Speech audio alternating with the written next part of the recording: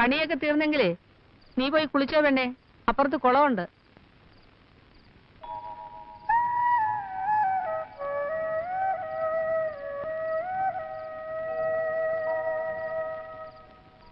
നല്ല നിലാവുണ്ട്, പേടിക്കാതെ കുളത്തിലേക്ക് ചെന്നോളൂ. സ്ത്രീകൾ കുളിക്കുന്ന കുള, അധികം ആഴമില്ല. നീന്താൻ അറിയോ? നീന്താൻ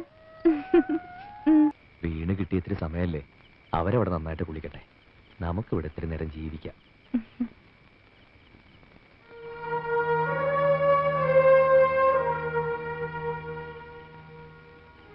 നീ ശരിക്കും ഇവിടുത്തെ വേലക്കാരിയായി മാറി അല്ലടി?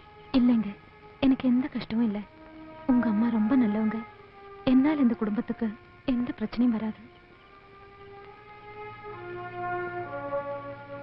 கொஞ்ச நாளைக்கு இப்படின்னு தானே சொன்னீங்க, அதுக்கப்புறம் எல்லாம் சரியாயிரும்ல?